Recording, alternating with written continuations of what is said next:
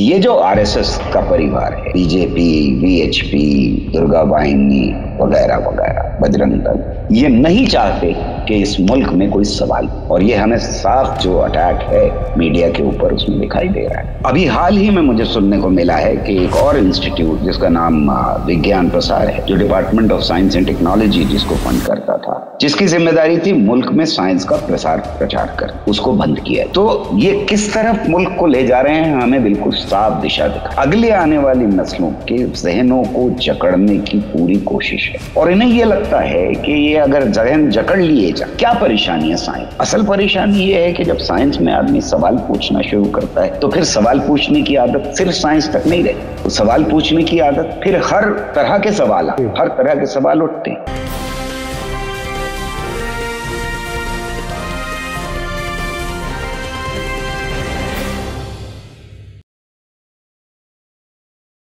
Hello, नमस्कार, आदाब, सत श्री अकाल और अस्सलाम वालेकुम। मैं हूं मोहम्मद अहमद काज़मी, लेकर आया हूं आपका पसंदीदा कार्यक्रम आपके रूबरू। इस कार्यक्रम में हम आपको कुछ जानकार लोगों से मिलवाते हैं।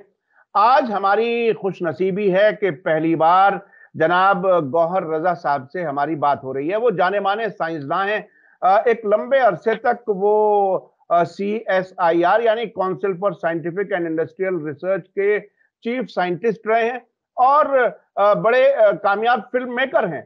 जंग आज़ादी, इनकलाब और जुल्मतों के दौर में नाम की अहम फिल्में हैं जो उन्होंने बनाई हैं। उसके अलावा भी काफी कुछ काम किया है।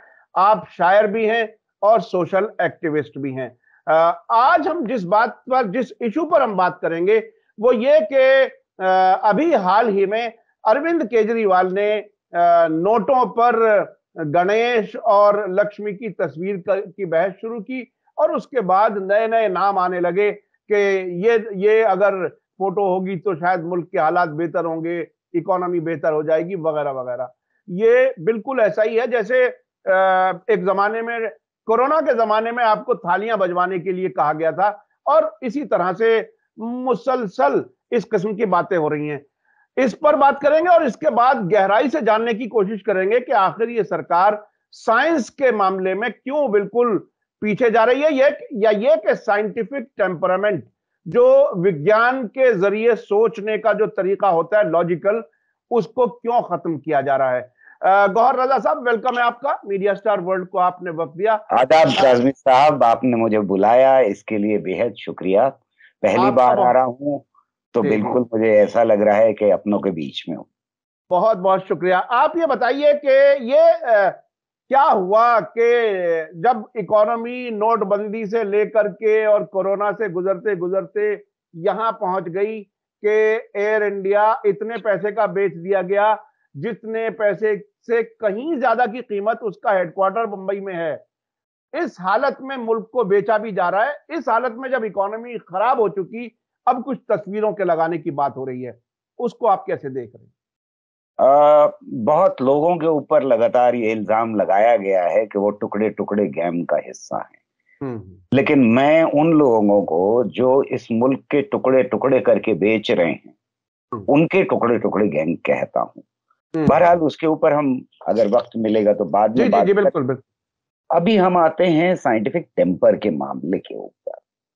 देखिए, हुआ ये है कि 2014 के बाद से एक जो सरकार आई, आरएसएस की सरकार थी, जिसको बीजेपी कहें आप, उनकी बहुत सारी ऑर्गेनाइजेशंस हैं, मैं सबको ही आरएसएस ही कहता हूँ, और वो भी यही मानते हैं कि आरएसएस परिवार है, वो उसी का हिस्सा है सब लोग। तो हमें ये दिखाई देता है कि उन्होंने पॉलिटिकल कल्चर बदल दिया इस बीच में। पॉलिटिकल कल्चर बदलने का क्या मतलब है? पॉलिटिकल कल्चर बदलने का मतलब यह है कि कल तक जो लोग डरते थे अंधविश्वास फैलाते हुए, कल तक जो लोग घबराते थे या दिक्कत महसूस करते थे, चाहे उनका कोई भी बिलीफ सिस्टम हो, यानी वो किसी भी बात में यकीन रखते हैं, वो एंटी साइंस यकीन को घर के अंदर रखते थे या दबी जबान से कहते थे या प्लेटफॉर्म्स के ऊपर बाहर खुलेआम नहीं करते थे। वो 2014 के बाद सब कुछ खुलेआम होने लगा। अब हम देखते हैं कि अगर पॉलिटिकल कल्चर इस तरह से चेंज किया जाए किसी कंट्री का, किसी मुल्क का, तो फिर दूसरी पॉलिटिकल पार्टीज भी वैसे ही रिएक्ट करने लगती। यानी एक स्पेस क्रिएट कर दिया आपने जिसमें मजहब का इस्तेमाल, मजहब का नाम लेकर के, वो मजहब का इस्तेमाल नहीं है, मजहब का नाम लेकर के आप अंधविश्वास फैलाने की कोशिश करें, ये एक स्पेस क्रिएट हो जाती है।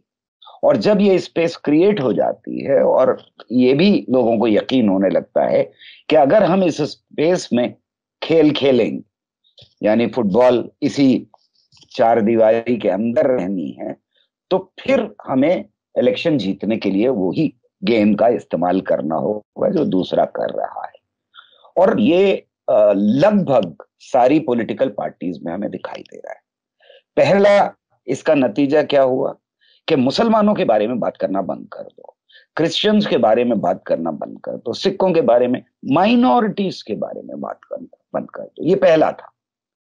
इस कदम के बाद, और जिससे बहुत सारी पॉलिटिकल पार्टीज आज भी इफेक्टेड है कि वो बात ही नहीं करती माइनॉरिटीज की और माइनॉरिटीज की हक की, जो 2014 से पहले हो रही थी। माइनॉरिटी कमीशन था, माइनॉरिटी के हक के लिए मिनिस्ट्री क्रिएट हुई थी, वो सब कुछ हुआ था, डिस्कशन हो रहा था। 2014 के बाद वो बंद हो गया। और उसके बाद अगला कदम ये आया कि अंधविश्वास यानी मिथ्स एंड सुपरस्टिशंस को बिल्कुल आजादी के साथ फैलाया जाता है। खास तौर से ये हमें देखने को मिला कि जिसे हम इंडिपेंडेंट मीडिया कहते हैं, जिसको हम ये कह सकते थे और कि कहा भी, वादा भी किया गया था कि ये मीडिया क्योंकि प्राइवेट सेक्टर में क्रिएट हुआ है इसलिए ये इंडिपेंडेंट होगा, वो हमें दिखाई देता है कि सबसे ज्यादा अंधविश्वास फैलाना शुरू किया। पहले उन्होंने क्या किया कि अपने कैमरामैन को, अपने प्रोड्यूसर्स को, अपने रिपोर्टर्स को लगातार प्रेशराइज किया कि हर झाड़ी में वोट ढूंढो, चमत्कार देखो। वो फेज खत्म हो गया। वो फेज खत्म होते ही नफरत फैलाने की का फेज शुरू हुआ और बिल्कुल आजादी के साथ मुल्क में वो सारे जख्म कुरेदे गए जो, जिन पर मरहम रखा जा रहा था, जो भर रहे थे धीरे धीरे 70 सालों में, वो सारे जख्म कुरेद दिए गए। अब जो पॉलिटिकल पार्टीज हैं वो फिर इस तरह की हरकत करें कि नोट के ऊपर कर दो, यूनिफॉर्म सिविल कोड का एक जख्म खोदना शुरू कर दो, 3 तलाक की बात करना शुरू कर दो, ये सब कुछ होगा, 370 का एक जख्म को रेत दो, ये सारी चीजें इस पॉलिटिकल कल्चर का हिस्सा बन, और ये बहुत खतरनाक बात है। देखिए, हम इस बात पर फख्र करते थे कि हमारा मुल्क एक सेक्युलर मुल्क है जहां लोगों को कम से कम अपनी मान्यताएं वो रखें अपने पास, लेकिन जो पब्लिक स्पेसेस हैं उनमें उन मान्यताओं को जगह ना दी जाए। ये बदलाव हमारे यहां 2014 के बाद, पाकिस्तान में ये बात शुरू से थी।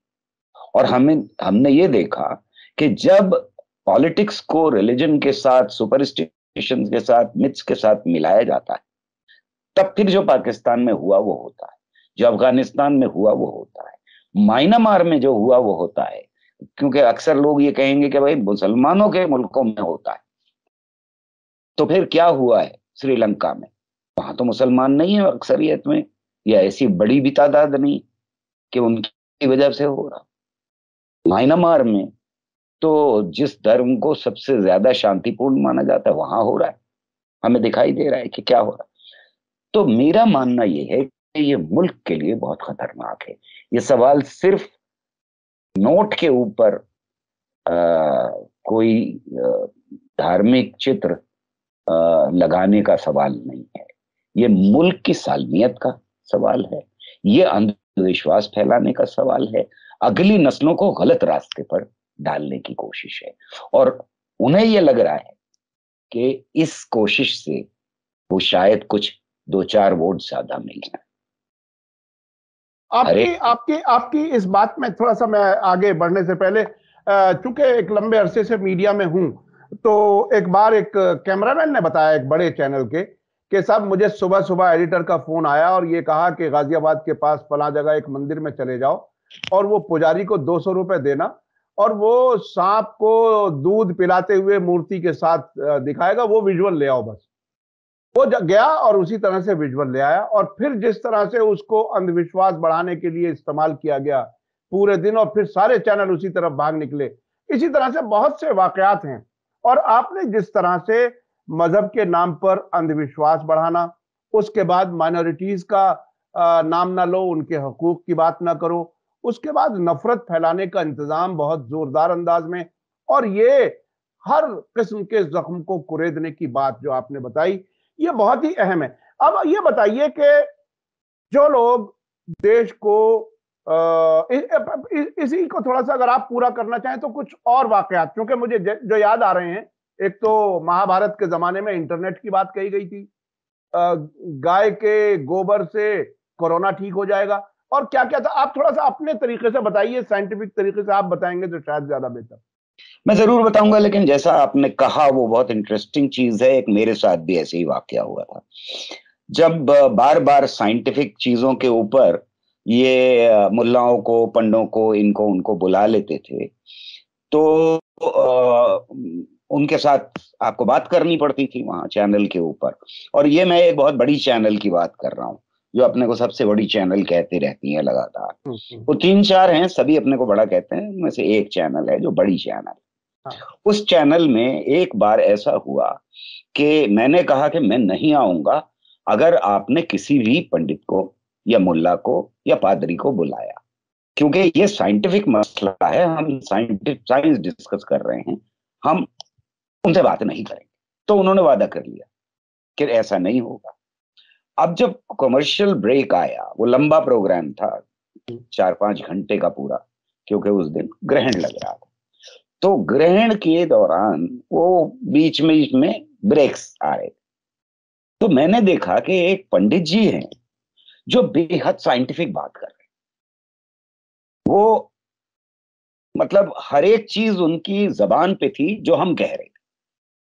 तो मुझे बड़ा ताज्जुब हुआ। मैंने प्रोड्यूसर से पूछा, वहीं बैठे थे स्टूडियो में, कि भाई ये क्या हो गया। बोले साहब ऐसा है कि आप पैसे दीजिए और जो कहलवाना कहलवा लीजिए। अभी मैं इनसे ये कह सकता हूं कि भाई और उन्होंने एक क्रिकेटर का नाम लिया था, मैं नाम नहीं ले रहा हूँ, बड़ा क्रिकेटर का नाम लिया था उन्होंने, और मुझसे ये कहा कि अगर उनको चोट लगी हो या ना लगी हो, मैं अगर ये कहूं कि उनको चोट लग गई है, उनके लिए दुआ करो, तो वो अभी फौरन ही मुझको विजुअल्स बना करके और भेज देंगे। मैं इस्तेमाल करूं ना करूं वो अलग बात। तो एक जमाना ऐसा हो गया था जब, ऐसे बहुत सारे वाकयात हैं, मैं उनमें नहीं जा रहा, हम बात को सीरियस रखते हैं। एक जमाना ऐसा था जब पूरी तरह से साइंस के ऊपर और साइंटिफिक सोच के ऊपर बड़ा जबरदस्त हमला था। और इस हमले की शुरुआत कैसे होती है? देखिए,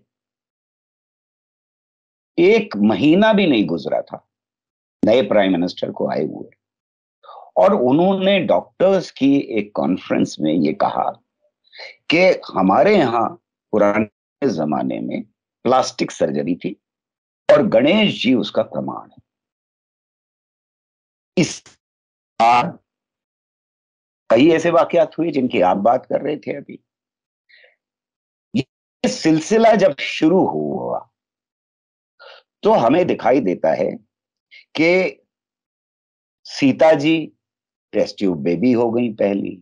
एक चीफ मिनिस्टर ये कहने लगे कि इंटरनेट था, और अगर इंटरनेट था तो हमारे पास सैटेलाइट था, और सैटेलाइट था तो हमारे पास रॉकेट था, और रॉकेट था तो मिसाइल थे, और मिसाइल थे तो बम। एक जज ने ये कहना शुरू कर दिया कि जो जो आंसुओं से प्रजनन होता है मोर का, क्योंकि वो बहुत पायस वर्ड है, हमारी हमारी एक और एमपी ने कहना शुरू कर दिया कि ऐसे करके हाथ फेरेंगे गाय के खाल के ऊपर तो आपका ब्लड प्रेशर ऊपर जाएगा, और ऐसे फेरेंगे तो नीचे जाएगा। एक मिनिस्टर, और एमएचआरडी के मिनिस्टर जो उस वक्त थे, जिनका काम था एजुकेशन देखना, जो अपने को बताते थे कि उन्होंने केमिस्ट्री में एमएससी किया हुआ है, उन्होंने क्या कहा?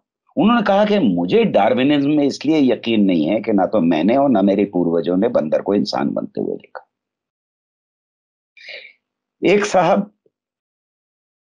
डिस्कशन के दौरान कह रहे थे कि हमारे यहाँ तो ऐसा जहाज था, और ये डॉक्टर साहब हैं, और डॉक्टर से आप समझ गए होंगे कि मैं किन की बात कर रहा हूं। तो डॉक्टर साहब ने ये कहा कि उनको ये यकीन है कि हमारे यहाँ एक ऐसा हवाई जहाज था जो ऊपर भी चल सकता था, नीचे भी चल सकता था, दाएं और बाएं और सामने और पीछे चल सकता था वो, और वो एक ग्रह से दूसरे ग्रह तक जा सकता। तो क्या बात है, इसको इस पे आपके चेहरे पे मुस्कुराहट है।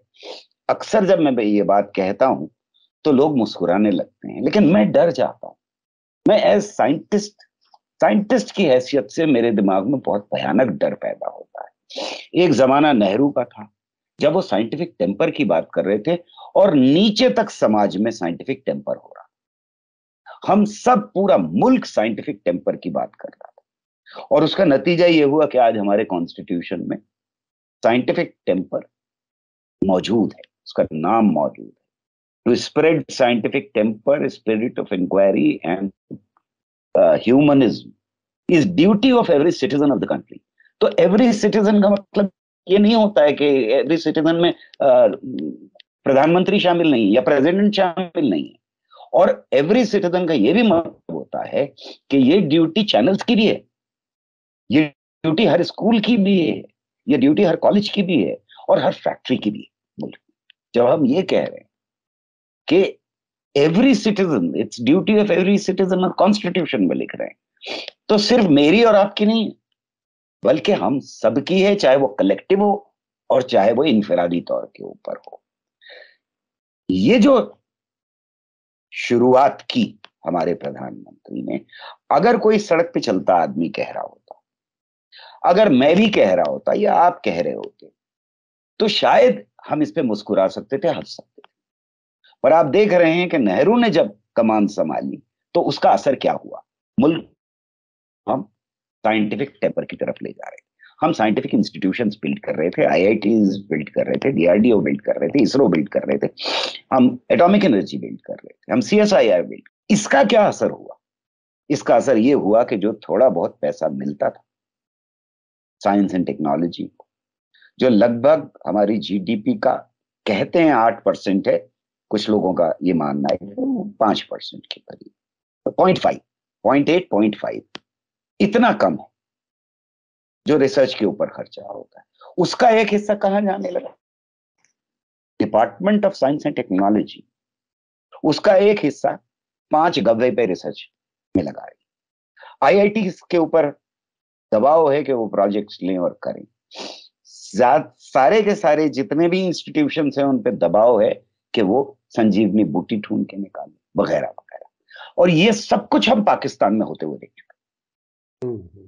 मैं आपको यकीन दिला रहा हूं, मैं एग्जाम्पल्स नहीं ले रहा क्योंकि वक्त की कमी होती है, लेकिन हमने ये सब कुछ इस्लाम के नाम के ऊपर, मजहब के नाम के ऊपर, ये सारे अंधविश्वास फैलाए जाते हुए पाकिस्तान में देखे हैं। एक साहब ने एक बड़ी इंटरनेशनल कॉन्फ्रेंस में अल्लाह मियां की इक्वेशन के ऊपर एक पेपर प्रेजेंट किया, तो हम ये सब कुछ देख चुके हैं वहां होता हुआ। ये खतरनाक है अभी जनरेशन के लिए। जो रहा सहा साइंस था इस मुल्क का, वो आज साइंटिफिक टेम्पर के साथ साथ खतरे है। देखिए, आखिरी बात जो मैं आपसे कहना चाहता हूं, आपके जरिए मैं और लोगों से कहना चाहता हूं, जब हम आजाद हुए तो अंग्रेजों ने इस मुल्क को पूरी तरह से तहस नहस कर दिया। जब अंग्रेज आए थे तो हम दुनिया की 1/4 दौलत पैदा कर रहे थे, और जब अंग्रेज गए हैं, यानी उस वक्त हिंदुस्तान सोने की चिड़िया था जब अंग्रेज आए, और जब उन्होंने छोड़ा है तो 0.1% भी नहीं कर रहे। यानी वो सारी दौलत लूट के ले गए थे, हमारी सारी जो क्षमता होती है किसी मुल्क की वो सब कुछ खत्म कर दी। हमने एक गरीब मुल्क में जिसमें कहत पड़ रहे थे, ये फैसला लिया कि हम साइंस के रास्ते पर चलेंगे और उससे तरक्की होगी। एक बहुत गरीब मुल्क में बड़ा क्रिटिसिज्म हुआ नेहरू का, बाकी लोगों का, बहुत उसके ऊपर आफत मचाई गई कि तहत पढ़ रहे हैं और आप CSIR को पैसे दे रहे हैं, आप इसरो बनाने की बात कर रहे हैं। हमने ये फैसला लिया कि नहीं, साइंस जरूरी, मुल्क की हैसियत से, और उसके नतीजे 70 साल बाद हमें मिले। आज हमारा मुल्क दुनिया में उस नक्शे पर अच्छा दर्जा रखता है जिसको हम साइंस कहते हैं। हम साइंस समझ सकते हैं, हम बेहतर से बेहतर साइंस को के बारे में बात कर सकते हैं, हम इंटरनेशनल कम्युनिटी के साथ कंधे से कंधा मिला सकते हैं। ये नतीजे 70 साल बाद आए, याद रहना चाहिए। अगर आज हमने साइंटिफिक स्ट्रक्चर को तोड़ दिया और तहस नहस कर दिया तो उसके भयानक नतीजे अगली नस्लों को भुगतने पड़ेंगे। शायद आज तो आप वोट हासिल कर लें ये कह करके कि नोट के ऊपर ये लगा दो, मजहब का एक सिंबल लगा दो। क्यों लगा दो? क्योंकि इसका ताल्लुक इकोनॉमी को बेहतर करने से। ये अंधविश्वास फैला करके शायद आज आप कामयाब हो जाएं वोट हासिल करने में, लेकिन मुल्क हार जाएगा, मुल्क बिल्कुल हार जाएगा। अच्छा, गौहर रजा साहब, मुझे एक वाकया याद आ रहा है। पाकिस्तान रिश्तेदारों से मिलने के सिलसिले में मैं भी गया हूँ, वहाँ के अखबारात देखे हैं। वहाँ के अखबारात में 80s में भी और उसके बाद भी अब तक भी अंधविश्वास फैलाने वाले बाकायदा इश्तहारात मैंने देखे हैं वहाँ।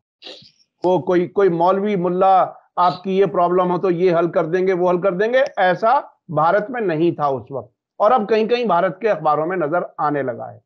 बिल्कुल सही कहा आपने एक और नतीजा इसमें निकाला कि जब ये मरहलों से गुजरता है कोई मुल्क और जहां अंधविश्वास अपनी जगह बना ले, तो वहां जाहिर है जिहालत और उसके बाद आतंकवाद, जो आपने अफगानिस्तान का भी नाम लिया और आपने पाकिस्तान का भी नाम लिया, और अब जिस तरह से साइंस का जो बजट है वो डाइवर्ट किया जा रहा है ऐसे रास्तों पर जिसमें अंधविश्वास को सपोर्ट कराना चाहते हैं, तो उसमें आगे आप किस तरह से देख रहे हैं? ये तो एक तरह से पूरी तबाही का इंतजाम है, और इसका क्या मकसद हो सकता है?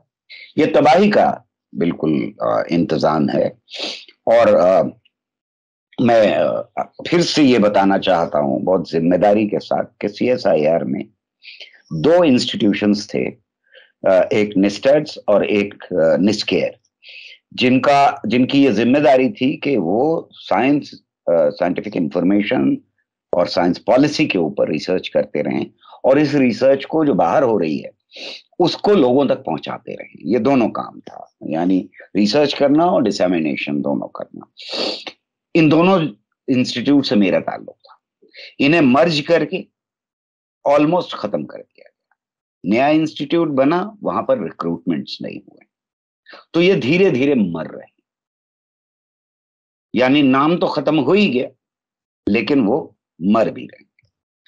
अभी हाल ही में मुझे सुनने को मिला है कि एक और इंस्टीट्यूट जिसका नाम विज्ञान प्रसार है, जो department of science and technology जिसको फंड करता था, जिसकी जिम्मेदारी थी मुल्क में साइंस का प्रचार करना, उसको बंद किया। तो ये किस तरफ मुल्क को ले जा रहे हैं हमें बिल्कुल साफ दिशा दिखा। अगले आने वाली नस्लों के जहनों को जकड़ने की पूरी कोशिश है, और इन्हें ये लगता है कि ये अगर जहन जकड़ लिए जाए, क्या परेशानी है साइंस? असल परेशानी ये है कि जब साइंस में आदमी सवाल पूछना शुरू करता है तो फिर सवाल पूछने की आदत सिर्फ साइंस तक नहीं रहती, तो सवाल पूछने की आदत फिर हर तरह के सवाल उठते हैं। और अगर डेटा का सही इस्तेमाल सीख जाए कोई बच्चा और अगली नस्ल, तो फिर वो उस डेटा को जो आप देना चाह रहे हैं उसे भी परखती, वो इसके लिए सेंसिटिव हो जाती है कि साइंस एंड टेक्नोलॉजी को आप 0.8% क्यों दे रहे हैं GDP का, आप बाकी और शोबों में या एजुकेशन में क्यों नहीं बढ़ा रहे हैं? ये सवाल भी फिर खड़ा होता है और गहराई से खड़ा होता है। सिर्फ इस तरह से नहीं कि मैंने कह दिया कि भाई एजुकेशन में ज्यादा होना चाहिए और इसमें कम होना चाहिए, सोच समझ के होगा। अच्छा गौहर रजा साहब, अच्छा आप अपनी बात पूरी कर लें, आप अपनी बात। ये सवाल भी उठता है कि आर्म्स के ऊपर हम क्यों ज्यादा खर्चा कर रहे हैं, हम असलहे पे क्यों ज्यादा खर्चा कर रहे हैं? हम बेहतर ताल्लुकात अगर रखें अपने पड़ोसियों से तो असलहे पे खर्चा अपने आप ही कम हो जाएगा। तो ये सारे सवाल भी उठते हैं। ये जो आरएसएस का परिवार है, बीजेपी, वीएचपी, दुर्गा वाहिनी वगैरह वगैरह, बजरंग दल, ये नहीं चाहते कि इस मुल्क में कोई सवाल, और ये हमें साफ जो अटैक है मीडिया के ऊपर उसमें दिखाई दे रहा है। आप इसके भोगी हैं। जी जी। अच्छा, आप देखिए, मैं कुछ वाकयात याद दिला रहा हूँ, कुछ चीजें तो आपने बहुत सी चीजें याद दिलाई जो मुझे अभी बात करते करते याद आ रहे हैं। अभी पिछले दिनों सरकार ने एक हुक्म जारी किया कि बिना पीएचडी किए हुए प्रोफेसर यूनिवर्सिटी में लग सकते हैं। उसके अलावा बगैर यूपीएससी एग्जाम किए आप आईएएस अफसर बन सकते हैं। यानी वो अपने अपने पसंद के लोगों को बिठाने का इंतजाम। यानी वो लोग जो मेच्योर माइंड के नहीं हैं, जो सही फैसले लेने की ट्रेनिंग के बगैर जिनको बड़ी अहम पोजीशंस पर बिठाया जाएगा, तो फिर उन्हें चलाना आसान होगा, तो फिर उनसे काम लेना आसान होगा सियासी बॉसेस को। इसको थोड़ा सा और इलाबोरेट कीजिए, जो मैं समझ रहा हूं, क्या वही बात है? आप बिल्कुल सही कह रहे हैं। ये काम जो एनडीए 1 था उसमें शुरू किया जा चुका था। एस्ट्रोलॉजी को एक यूनिवर्सिटी में घुसाने की कोशिश इसीलिए थी कि अंधविश्वास फैलाने वाले वो लोग जो अकल तक सड़कों पर अंधविश्वास फैलाते थे वो यूनिवर्सिटी पहुंचा दिए जाएं। तो एस्ट्रोलॉजी शुरू कर दी गई इस मुल्क के अंदर। 2014 के बाद कॉन्फिडेंस और बढ़ गया क्योंकि ज्यादा वोटों से और मजबूती से ये लौट करके आए थे। तो अब जो हाल है उसमें हर सेक्टर में इंटरवेंशन। इसमें दो चीजें करने की कोशिश की जा रही है। एक तरफ तो वो लोग जो आरएसएस यूनिवर्सिटी में पढ़े बने उनको अंदर लाने की कोशिश, उनको लेजिटिमाइज कैसे करें। अब से पहले तक आपकी क्वालिफिकेशन जरूरी होती थी, उसके ऊपर होता था आप आरएसएस के हैं या आप कांग्रेस के हैं या आप कम्युनिस्ट हैं, वो बाद में देखा जाता था। पहली चीज ये देखी जाती थी कि भाई आपकी क्वालिफिकेशन है कि नहीं, आप पढ़े लिखे हैं या नहीं, और कौन सी यूनिवर्सिटी से पढ़े। अब ये हटा दीजिए आप, तो आईएएस अपनी मर्जी का आ जाएगा, साइंटिस्ट अपनी मर्जी का आ जाएगा जिसकी कोई क्वालिफिकेशन नहीं होगी। आप एडमिनिस्ट्रेशन से लेकर के और यूनिवर्सिटी तक हर जगह अपने लोगों को बैठा सकते हैं। और जाहिर है, मुझे नहीं मालूम, मैंने एक इंटरव्यू देखा है कि हमारा प्राइम मिनिस्टर जो है वो अपने मुंह से ये कह रहा है कि वो 10वां पास है, इससे ज्यादा नहीं पढ़ा है। हालांकि वो कंट्रोवर्सी है, चलती रहती है, कभी इधर होती है कभी उधर होती है। लेकिन अभी तक ये छूट सिर्फ पॉलिटिकल एरिना में थी, जिसकी वजह से हमारे प्रधानमंत्री ऊपर पहुंच पाए। वहां से ये अब छूट बाकी सब तरफ भी दे दी गई। तो ये क्या सब तरफ छूट देने का मतलब, देखिए, मैं अब थोड़ा सा कोरिलेट कर रहा हूं, माफ कीजिएगा, बीच में मैं इंटरवीन कर रहा हूं। अभी जो नई एजुकेशन पॉलिसी आई है, जिसमें जाहिल रहने के पूरे इम्कानात, पूरे चांसेस दे दिए गए हैं। अगर कोई अंडर ग्रेजुएशन वाले कोर्स में आए, 1 साल बाद अगर उसका मूड ना रहे आगे पढ़ने का, तो एक सर्टिफिकेट ले चला जाए। दूसरे साल उसका मूड खराब हो जाए तो लेकर के चला जाए। एक सर्टेन क्लास तक फेल नहीं करना है आपको। ये हमारे भारत की दुनिया भर में जो पहचान अब से 10-15 साल पहले तक थी, वो दुनिया भर में, मैं भी बहुत से मुल्कों में गया हूं। अंग्रेजी ग्रामर पढ़ाने वाले टीचर इंग्लैंड जाकर के भारत से जाके पढ़ाते थे। इंडिया के इंफॉर्मेशन टेक्नोलॉजी के लोग आज भी अमेरिका में बड़ी बड़ी कंपनियों के सीईओ भारत के हैं। भारत के साइंटिस्ट, भारत के टीचर्स, भारत के अंग्रेजी पढ़ाने वाले, अंग्रेजों को अंग्रेजी पढ़ाने वाले यहां से जाते रहे हैं। मैथमेटिक्स में बेहतरीन लोग होते रहे हैं। अब ये नई एजुकेशन पॉलिसी क्या उसी रास्ते का एक उसी सफर का एक पड़ाव है, एक हिस्सा है कि आने वाले वक्त में बिल्कुल मजदूर बना दिया जाए? मैं आपकी बात से पूरी तरह से सहमत हूं, और मैं हर प्लेटफॉर्म पर ये बात कहता रहा हूं कि देखिए, हमारी जिंदगी कांग्रेस की सरकार के क्रिटिसिज्म में गुजरी।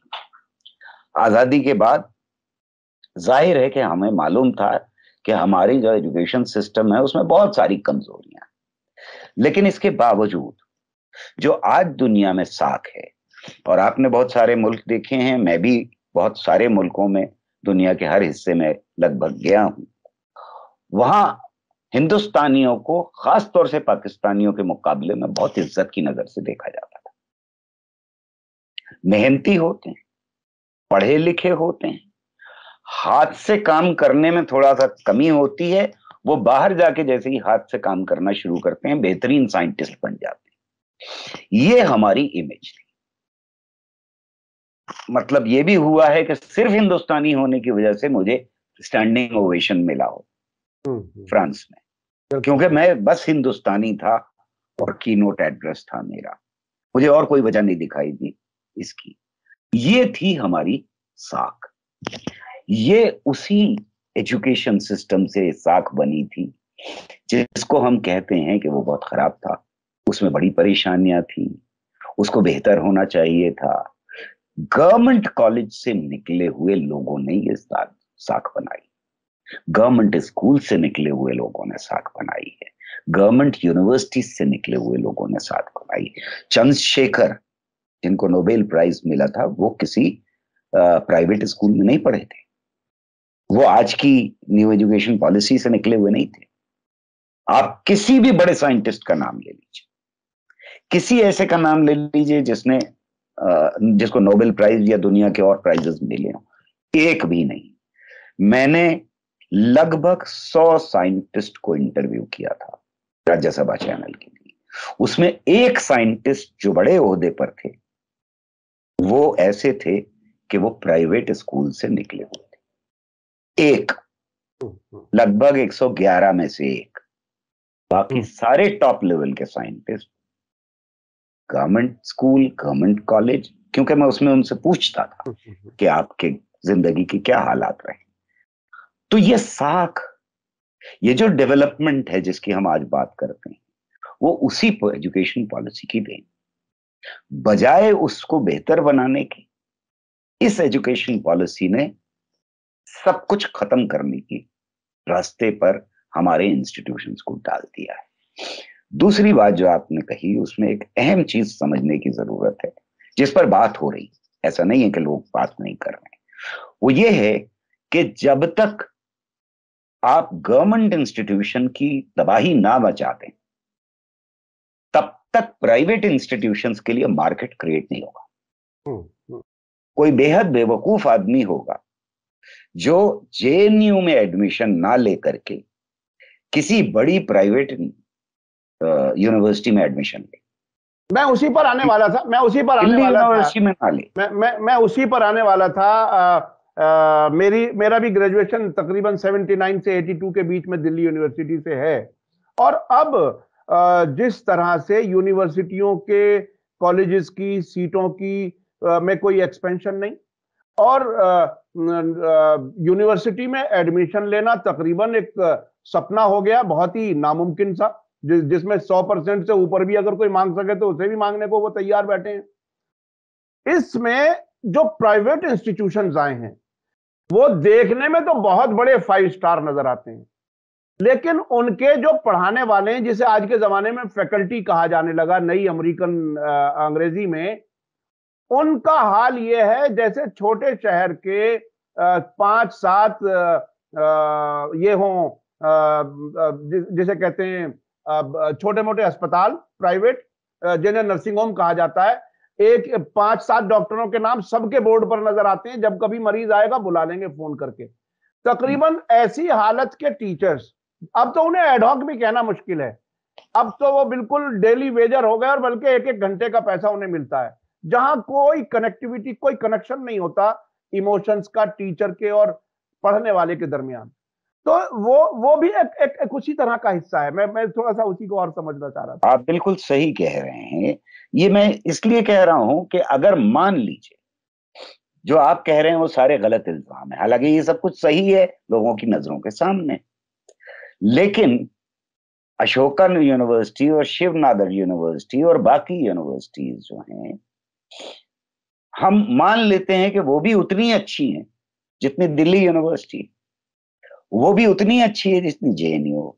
चलिए आप कह रहे हैं हम मान लेते हैं, लेकिन क्या कोई ऐसा शख्स भी होगा पागल कि दिल्ली यूनिवर्सिटी में एडमिशन मिल जाए, जेएनयू में आज की डेट में एडमिशन मिल जाए, आईआईटी में उसको मिल जाए, और वो तब भी वहां चला जाए, कहे कि नहीं मैं तो इन जगहों पे नहीं जा रहा, सिर्फ और सिर्फ इस वजह से कि ये बड़ी बड़े इंस्टीट्यूशंस हैं, ये पुराने इंस्टीट्यूशंस हैं, यहाँ एक कल्चर डेवलप हुआ है और कहीं ज्यादा कम पैसों में ये आपको बेहतरीन, दुनिया की सबसे बेहतरीन एजुकेशन दे रहे हैं। इन्हें बर्बाद किए बिना जिन यूनिवर्सिटीज के मैंने नाम लिए वो तो बहुत अच्छी प्राइवेट यूनिवर्सिटीज हैं, बाकी जगहों के ऊपर आप हाल देख सकते हैं। क्यों जाएगा कोई वहां अगर इनको बर्बाद नहीं किया तो? ये हमने गवर्नमेंट एजुकेशन में देखा है। मैं जिस स्कूल में पढ़ा हूं उस स्कूल में चपरासी का बच्चा भी पढ़ता था, मेरे फादर टीचर थे, उनका बेटे, हम पांचों भाई बहन वहां पढ़े।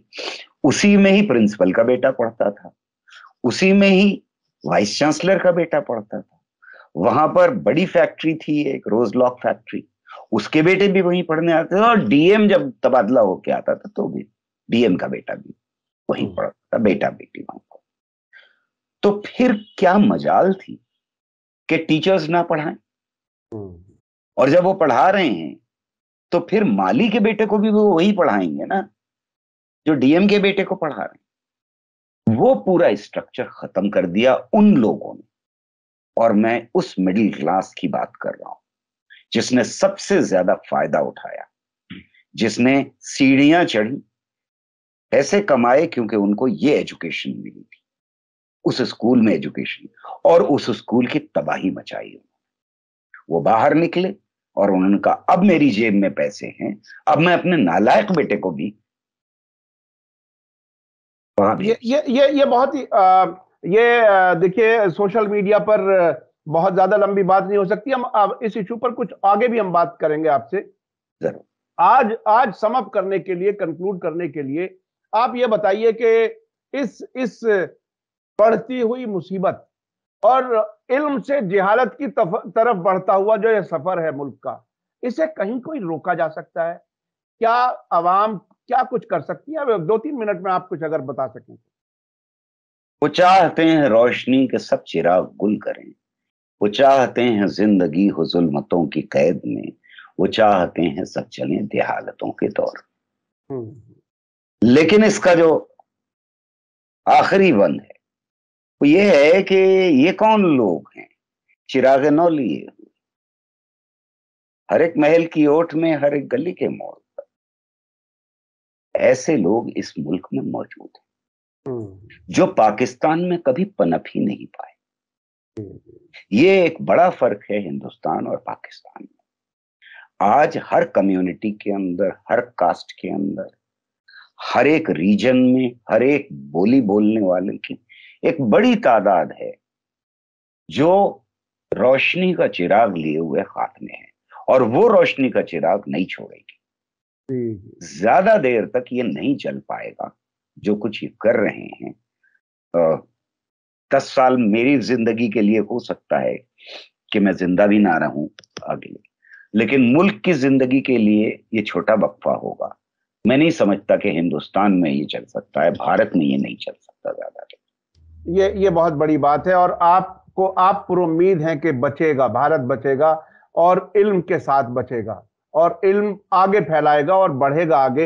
ये बहुत ही अहम बात है, आपने अपने अशार के जरिए भी ये बात कही और मैं समझता हूं कि हमारे दर्शकों को बहुत सी चीजें याद भी आई होंगी, समझ में भी आई होंगी और एक दूसरे से कनेक्ट करके जब आप देखेंगे तो इस साजिश का अंदाज होगा कि आपके बच्चों को जाहिल रख करके किस तरह से मजदूर बनाने की कोशिश है।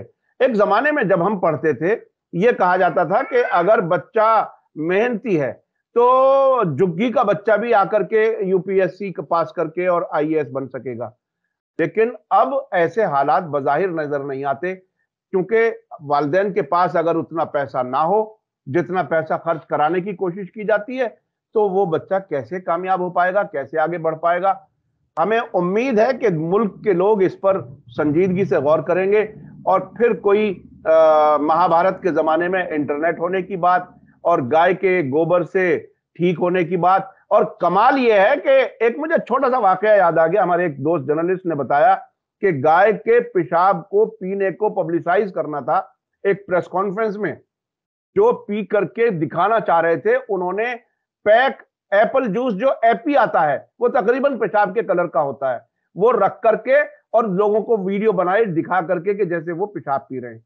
यानी खुद कितनी होशियारी कर रहे हैं, उससे बच रहे हैं, लेकिन दूसरों को अंधविश्वास में इस तरह से डाल रहे हैं। ये एक बहुत ही चैलेंजिंग किस्म की सूरत हाल है।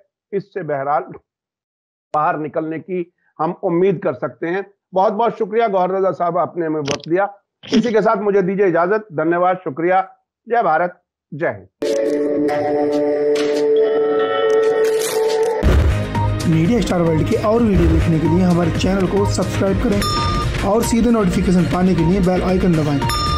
और अगर हमारी खबर सच्ची और अच्छी लगे तो अपने व्हाट्सएप, इंस्टाग्राम, फेसबुक और ट्विटर अकाउंट पर जरूर शेयर करें।